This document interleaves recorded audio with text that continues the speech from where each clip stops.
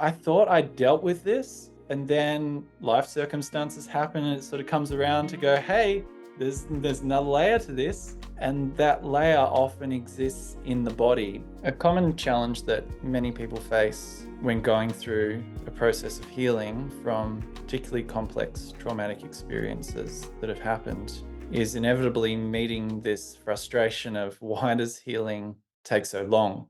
It can feel relentless sometimes, particularly if you've done lots of work, if you've gone to therapy and had some sort of cognitive processing of all your trauma and looked back into different timelines of your life and looked at your family systems and constellations and looking at all the different parts of you and how you've gone through and experienced, and yet you still feel like there's healing that is taking place. You still go through life and get triggered, and it can feel really relentless. And so today we'll be talking about why it can feel like it's taking so long and some different stages that you may be going through. And if we can understand these stages, it can help us then work through these stages, because depending on what stage you're at in your healing journey, then different processes are often more useful in this stage. And so we'll go through that to shed some light, and with the end goal of making your journey through healing with trauma more graceful and not getting so stuck and then giving up and then being trapped in kind of like a recurring, repeated experience. So what we're talking about here is really creating a pathway to freedom within yourself and reconnecting to experiences that are more freeing. So let's dive into it. Is there anything that you would like to add as we go into this, Marcus? Yeah, just like complex trauma doesn't have to be something dramatic. It's often well hidden and happened many, many years ago. So it's not just only for people who cognitively know they had some really bad things happening in their life. It can be supportive for everyone who feels like the body and the sensations get stuck all the time at the same level. Yeah, yeah. And I often sort of say when I'm working with people, and also with compassion to myself as well, like unless you were brought up in the complete presence of unconditional love, which is Mhm.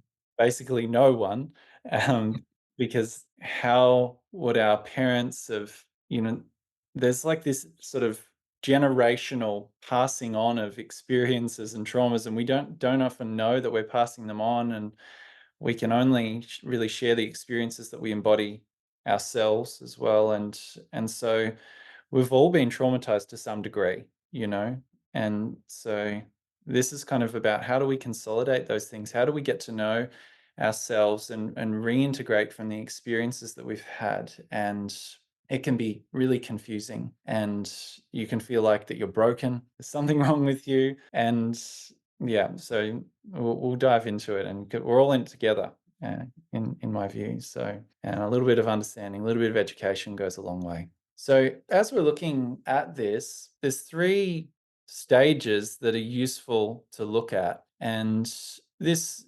in some ways is being lighthearted about looking at these stages, but they're kind of key experiences that I've noticed just working with people the last 20 years. And so we'll go through the merry-go-round stage. We'll talk about that, the spiral, and then cleaning the mirror stage, because each of these different stages, you'll inherently encounter different things. And there's different ways of going about it. And for example, if you find yourself in the spiral stage and then you kind of treat it in a way that maybe the merry-go-round stage is needed, and vice versa, and all of that sort of stuff, then you can get really frustrated and stuck if you're in different experiences and you're treating it the wrong way. And this can happen a lot in the healing field, particularly because there's so many different modalities and so many different ways to go about it. And it can be confusing if you're sort of forced into one area, but you're not yet even ready for that stage. You're not ready to process at that level. And so we'll talk about the stages, and this will hopefully make more sense as we go into it. So let's go into the merry-go-round stage. Now, this stage is kind of really all about, it's like cognitive processing, and you'll get this in a lot of therapies, cognitive behavioral therapy, timeline therapy, EMDR, also like hypnotherapy, just talk therapy, or just talking in general. And it's like coming to terms with the experiences that we've had and identifying where our needs weren't met, validating these things that happen, because often, like if they're suppressed or we're unaware, it's like it's happening underneath the surface, but it's not being given a voice. And so it's sort of like we're invalidating our own sense of, or our own ability to process it cognitively, intellectually. This can only really go so far, but essentially what we're doing here in this stage is naming it to tame it. One of the things, as I've identified this, is like, for me, for a long time, I didn't even know my needs.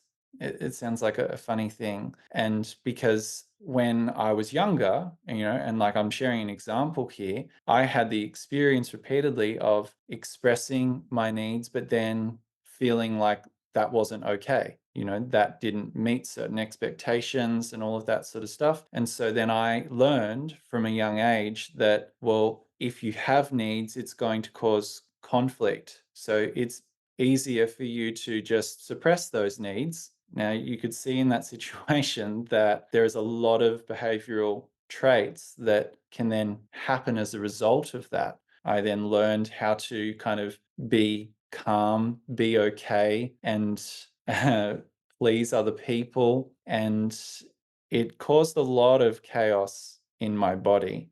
And I just wasn't even aware that that was happening before kind of I went through a lot of different experiences that signaled back to me that something's not quite right here. So do you want to talk to this as well, Marcus? Yeah, and in a way, it's just often how a journey begins when I just reflect back with the merry-go-round stage. This was the time where I started to do an education as a hypnotherapist and working more with limiting self-beliefs and just trying to change something like, oh, okay, my thinking is wrong and this is why all these things happens. And then hypnotherapy sounds like a magic pill, like, oh, I just have to sit down and everything will happen by itself. Even though it's not to put hypnotherapists down, it's just to see it has its value, but it has also its limits. There is a time where you just have to let go of this and see, okay, the true power is in myself and not thinking about the magical subconscious doing all the stuff.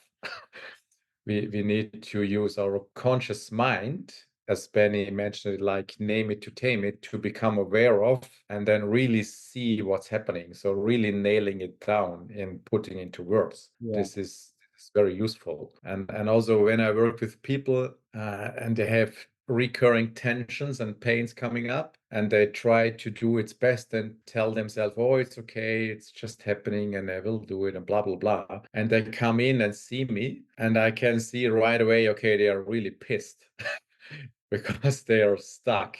And then I just tell them, okay, you are pissed, why you don't bring it out? You just try to put it into nice words and tell yourself it's okay. No, it's really important to name it, that it's shit. What's happening right now, you don't like it, express it this way Yes. and name it. Otherwise, you will get stuck and you will go in the circles more and more. Yeah. And yeah, and in a way, what Benny shared about his experience in the past, yeah, this is some similarities with share. I also learned to please other people and just to meet expectations really on the outside and to be valued. And one pathway for me is just to do the things other people want me to do, to have this feel, to get this feeling of, oh, I'm really a valuable person. Yeah. And yeah, this can be really impactful on our energy levels, on our behaviors, and our all over bodily functions. Yeah, and like one of the things that I went through with this was, first, like I didn't even know how to describe and communicate all the feelings that I had, because I essentially felt so ashamed of how I felt, because Yeah. that was an experience that I had as a kid of like having all these feelings and not knowing what to do with them, and then they'd sort of come out, and then my parents didn't know what to do with them. And it's not, initially you kind of you go through, or like you get angry and pissed off, and you like you feel a lot of stuff when you come to terms with all of these things. And like the parts of me that felt rejected, where I wanted to express myself, but then basically got invalidated, rejected. And so then developed this fear. And then that kind of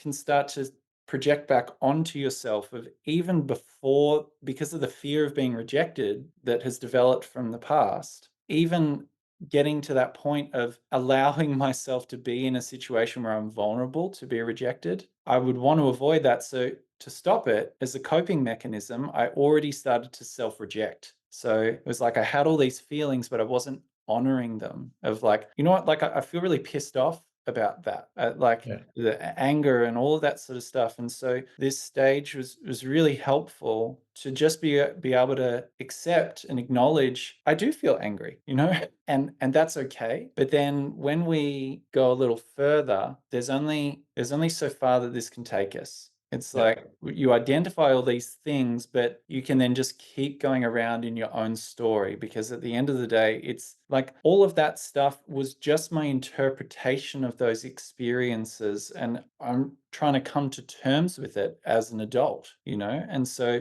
in that space, it's bound to be distorted and all of those things, because we can't always make sense of all of the things. Some things are absolutely real, and some things we build up a story about because we don't know how to consolidate it. And so this is where the next stage can be helpful. But this is really a useful place to start, to develop some self-awareness and to even be able to start that process of acknowledging that how you feel, Yeah. yeah. And From you. yeah, permission to be as you are. And Yeah. yeah, and to start to see those inner narratives that are there, see, the effects of our beliefs and how they might be limiting our experience and where we want to go in life, see where our needs weren't met, see what needs we even have, And so the next stage is what I would refer to as the spiral. And this can be challenging because it's like you become aware of all of these things, but then it feels like it's sort of you're in this sort of continual process. Like sometimes initially you become aware of something and then you think, oh, I'm done now. I'm healed. And I'm happy I can laugh at it now. But in the moment, it can be really frustrating because it's like I thought I dealt with this, and then life circumstances happen, and it sort of comes around to go, hey, there's another layer to this. And that layer often exists in the body because this is the experiences that happened in the past. We haven't always got a cognitive framework of it. So initially, that kind of name it to tame it is just an interpretation of an experience. Then we come back to the raw experience that's embedded in the body, in the somatic memory of the body. Yeah, this is where the next fun happens in a way, because you really start to feel how intensely the body is processing those things. So all those sensations, all those feelings and emotions, they are a bodily experience. It's not like this is just a thought. No, this is really deep wired into your system, into every cell of the body. And this is where you just need some tools to feel safe when you feel all those things. Some movement principles to really allow yourself to move gently, to give the body space to allow those sensations and feelings moving through the system and not pushing too hard. So really just holding a space of compassion with the body and give the body time to process it and to digest it. And yeah, I remember this stage very clearly for my tonsillitis. This was one of my weakest link in the body. And then every time this thing comes up, I had some new realizations on the merry-go-round thing. And then every time my my thoughts were, "Oh, this was it. Now it's cleared." And then several weeks ago, it was back, and I said, "Okay, fuck, what's happening here?" And the thing you shared with me, oh, every time these sensations and these symptoms are coming back, it's just like you can watch this happening with fresh eyes and then just look at it from a neutral perspective here and now go back down the spiral and feel what's there. Yeah, and this stage is really like ultimately like when we look at processing things emotionally, we're dealing with energy movement in the body. And so as these traumatic experiences have happened, often the body can go into lockdown, can develop tension patterns and all of that sort of stuff because it's sort of like I don't feel safe and I need to find ways on how to like physiologically cope. I'm getting an overwhelm of sensation, of emotion, of experience. I don't know, pardon me, what to do with it. And so we experience that kind of raw emotional content, but it's not flowing. So it can be a very uncomfortable kind of feeling in the body of, sometimes it can be experiences sort of like a higher peak flurry of emotions, sort of like an anxious kind of state where like there's so much moving around chaotically in the body. Another experience can be of sort of like a lower state where there's not like energy's kind of blocked and stuck and locked down and frozen. It's sort of a lower state. And then everything in between. But when we're looking at working with emotion, you can see it as like energy in motion. And so as we're going through this, we're learning on how to like as you re-experience and feel into the body as we're feeling these things. You're feeling the tensions that are happening. You might be feeling pains and all of that sort of stuff, and recoding it as okay, I'm safe here. This is uncomfortable, but here I am in the present. I'm safe, and we gradually build our capacity to meet these experiences. So then, essentially, we can start to relax more in the face of them, rather than our survival instincts being kicked in. We go into fight, flight, freeze, and also like you could add an element of please, which is like a reactive behavior, which I was talking about before of when I felt that in the past. I would feel these things. I would feel like I'm going to be rejected. And then like, what can I do to change myself to make myself fit in this environment? And so then those bodily sensations were driving my behaviors because I wasn't able to integrate them. So Yeah. piece by piece, it's like, oh, okay, I'm now noticing this feeling. I'm then aware of all of the, sort of the stories and narratives around it. So then I can process that much more effectively, and it'll come around and around and around. And each time we're kind of sort of like you go to the gym, you do the reps, and that heavy weight once became that was really heavy becomes lighter and lighter and lighter. So our ability to meet these experiences improves. So rather than the experience itself changing, our capacity to meet it changes. So then there's more space literally within us to meet it. And then the energy starts to flow better in the body. And that's kind of the physiological process of how we move out of it. So once an experience that used to overwhelm us, we go, okay, this is here. I can be with this. This is not a threat right now. Here I am in the present. I can relax into this. Okay, this is safe. And then all of a sudden, there's sort of like a letting go effect that happens. The energy starts to move, and then the physiological like experience can be, oh, I'm actually feeling more centered. I'm feeling more grounded. I'm feeling more calm in these things that were really traumatic in the past because I can Yeah. yeah, essentially like create some distance to the past experience and the present experience rather than feeling the remnants of the past experience and then stuck in a fear loop and then thinking, oh, it's going to happen again. And then I basically reactivate the pattern. So it's interrupting that pattern and changing. And this is kind of often how the healing process takes place in this stage. But it can be challenging because it keeps coming and you're going through deeper and deeper layers. And it is actually part of the healing process. Yeah, it is. And in a way, it's just really building, as you mentioned before with the gym example, building the capacity again to meet those feelings on deeper and deeper layers. Yeah. And it's just like chipping away. Yeah, yeah. So, like, the end result of this is that it doesn't mean that we become impervious to, like, I still feel anxiety in my body or something like an anxious energy. Its Yeah. effect is less and less. So it dictates my behaviors less. And like, this is kind of a sign of healing. It doesn't mean that you stop feeling things. You you keep feeling things, but you get better at navigating it, and you start to navigate it more from a place of authentic self-expression in the now, rather than sort of unauthentic suppression based in the past. Yeah. And from the other side, we can just look at it as similar to movement. We just get more precision to deal with it. Right? Yes. In the beginning, it's like, oh, this is the hand and it flops around. And then you get just more precise in using the hand.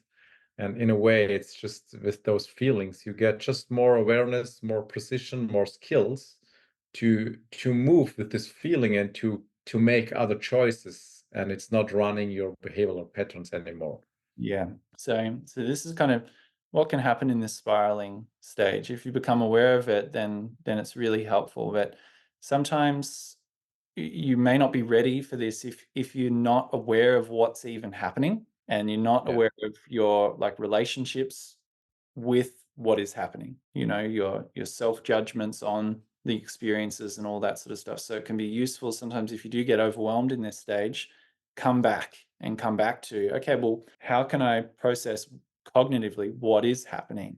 How can I name it to tame it and go, okay, this is what I identify as happening at the moment. And then you may not even be ready to go into the body yet and feel it. But then as you get exposed to it over time, it can then start to become safer and safer to go, okay, I'm able to meet this now physiologically and see Yeah. its effects. So, but if you try and just go straight into the body and straight into, someone says, I need to do somatic therapy, it's better than talk therapy. There's a time and place for everything, and one's not better than the other. They all work together. And so, yeah. So then this final stage is, as we're going through that, I would call this cleaning the mirror. And this stage is basically, we go through life and we get triggered, like experiences happen. We interact with different people, and the beauty of, every person that we interact with, every relationship at different capacities, is they're all reflecting back to us different parts of ourselves, because we can only kind of like receive that which we perceive in a way. So if all I know is anger, then we've got this thing called our reticular activation system, which is a part of our subconscious. We'll then pick up on everything that is anger. As a more practical example, it's like the red car effect. If you're thinking about getting a red car, you're then going to see that red car everywhere. And the more specific, then the more specific of the model. And you start to go, I didn't realize everyone was driving this model of car and is red everywhere. I didn't see that before. And so in the previous stages, once you start to go through the process and be able to name what's happening, and you then can start to feel the effects of that and the way you're interacting with it and all that sort of stuff, you're likely going to see it more, and Yes. it will then get triggered more in interactions, and you'll notice is like, I'm feeling triggered now, and this is what's being pressed on. Whereas in the past, you might have been triggered, and then that turns into a bodily overwhelming sensation. Then it's like blah that projects out into your reality, then gets reflected back, and it's like, why does everyone, why do all my relationships suck, or why do I always lose my job, or why can't I make the money I want, and all of that sort of thing. And so this stage is kind of seeing those, essentially like the smudges, the negative imprints that have been put on the mirror and that we've been seeing the world through. And we slowly start to go, oh, there's a smudge on my, I now see it. I can clean that. and then we see ourselves in a more truthful light, in really, like, in my perspective, like the divine beings that which we are. And like underneath, it's sort of like there's a light shining, but it's been covered over by all of these layers of emotion and trauma and experiences that are unintegrated and blocking that natural light that's always been shining. And so, yeah, in this stage, we get to see more clearly, and it's really about completion. This is kind of like, oh, okay, I see that I haven't been meeting that need that's there. And so now I get to actually meet, it's often that child that didn't have those experience, complete those experiences. And with it can come grief, and the final stages of that feeling can come to the surface. It can be processed more completely. And then we do find that it comes up less and less, because we then start to see ourselves more clearly and see all of these experiences inherently as a gift of healing, a gift of integration, a gift that's guiding us back to a sense of wholeness and authenticity. Yeah, that was just a thought coming up. We were just explaining very well how in the spiritual world the law of attraction uh, is designed in our system. It's just a way of filtering our reality. And a thing I learned or I heard from a guy who was a friend of mine. I have no contact anymore to him. He always told me, "Oh, it's just like the shit is stuck in the filter. It's not that life is shit. It's just how you look at it." And in a way, this is just also what you just shared with cleaning the mirror. It's just the thing which is stuck on the mirror, which make things worse and which you feel like all those experiences. And but to come to the stage, you need those things happening before. It's not like that when you are stuck right now and you have all those chronic tensions and pains, that you are really able to see what's there on the mirror and just wipe it away. You need all those stages before, because this is often what's happening in the spiritual world. Just like, oh, you're not this body and you're not this mind and all blah blah blah. You can't force it. It's just happening in a natural way when you're going through all those stages. Yes. Otherwise, it's just another intellectual thing trying to bypass the experience. Yes. This is where you just have to be very aware of what's happening and what you're doing and really reflect back. Oh, I'm doing those. Do I went through those stages like name it to tame it, feel it to heal it, and then really feeling this grief, because this is a natural consequence when you really realized what happened. Mm. Grief is there because something is dying in yourself in this moment. Yeah, yeah, and it's like it's often like a grief for those parts of ourselves that went through those experiences. And so, like, in as we're going through this, we have an increasing ability to meet these past versions of ourselves, past experiences, with compassion. And I find that this is far more powerful than needing to forgive anyone for past experiences, because then that is almost a way of then self-invalidating. It's sort of like the externalization of the process, but it's kind of like sitting with that child that went through those experiences, or sitting with that, it could be that version of yourself that went through those experiences yesterday, Yes. but kind of like coming to that point of like, I'm so sorry that you had to carry so much inside of you. I'm so sorry that it wasn't safe for you to feel what you were feeling, and with that, it's like then all the anger may really kind of rise, and Yes. you start to then see yourself through the eyes of compassion.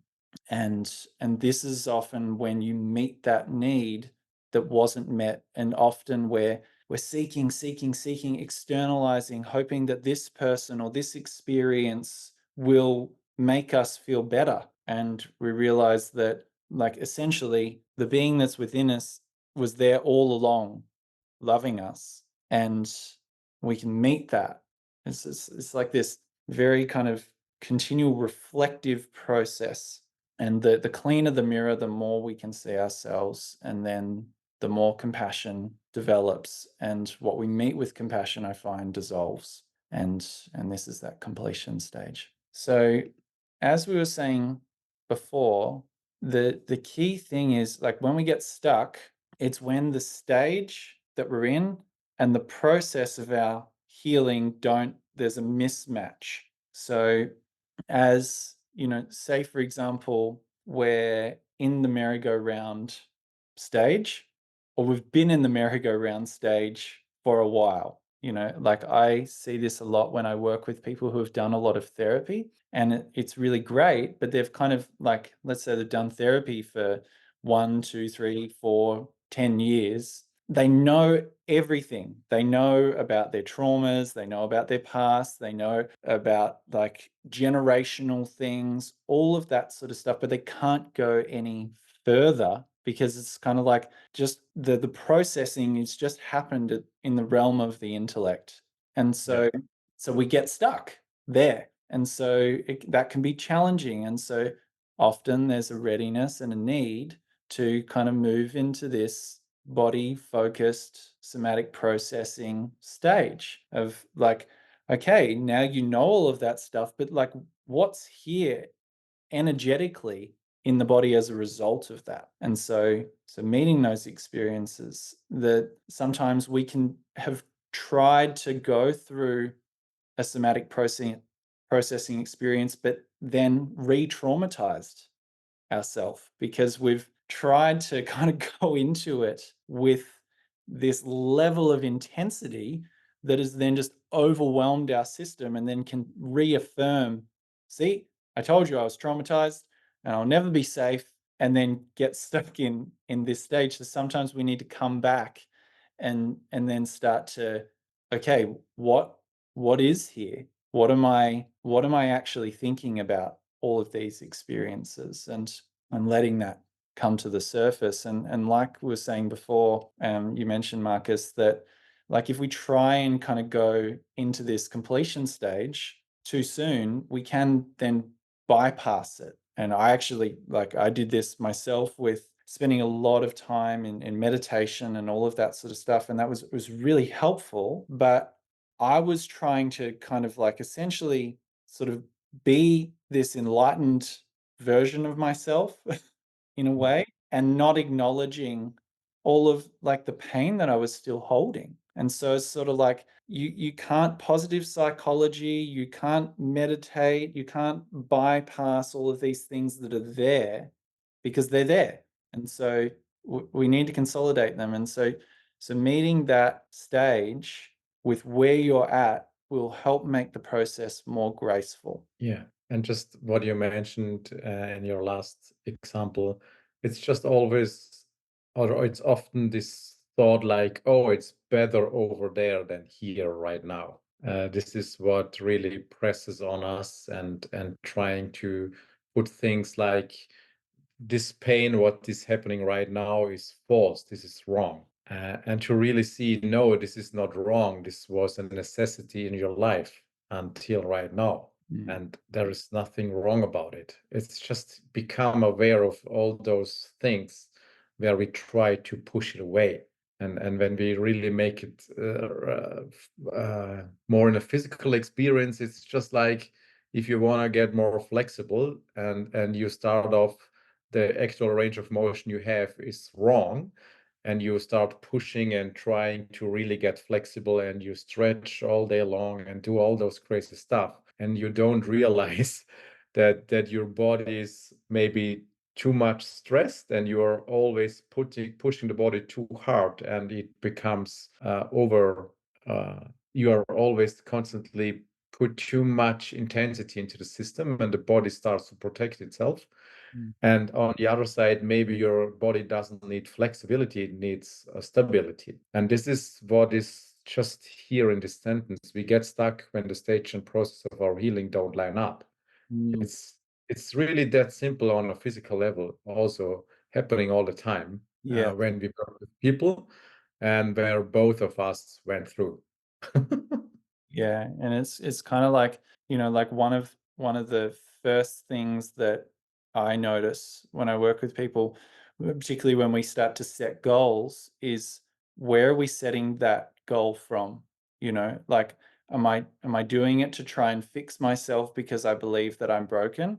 And if, for example, we're not even able to name that, and that's where I really do believe it's helpful to work with a coach, because they can start to identify that very, very quick. Like, I can see it in 3 seconds because I have like thousands of examples of seeing it. So you get good at spotting it, and you also get good at spotting it in yourself. And so then you can start to go, oh, well, as I'm going through a body-based process, if I'm not aware that I'm trying to fix myself, if I'm not aware of the belief that I am broken, there's something wrong with my body, well, then I'm going to keep treating my body as if there is something wrong with it. And then it's going to keep reflecting back to me. And that I did that actually a lot in the way that I was training, because I always wanted to be more than what I was. So I was like, I am not enough. My level of performance is not enough. My body is not strong enough. So then I would push it beyond its capacity. No wonder I got injured so often. No wonder I started to develop chronic pain, because I had that relationship, and it took me a long time to then start to go, oh, okay, I am projecting a lot of this negativity onto the way I work with my body. And that's where, it sent me down this path to learn what's going on, and look at why we do things in the way that we do them. And there's no wrong action. It's just self-awareness of what is driving those actions, and then harmonizing back with where we're at and what we need. And yeah, that's when things get really wonderful. Yeah, cool. So hopefully that's useful. And like always, if there is any questions, please reach out. If you are going through a healing process and you would like support in that, and to be able to kind of gracefully navigate through these stages, then we're here. Please reach out. And thanks again for being part of the movement. Yeah, thanks for listening, and see you in the next video. Bye bye.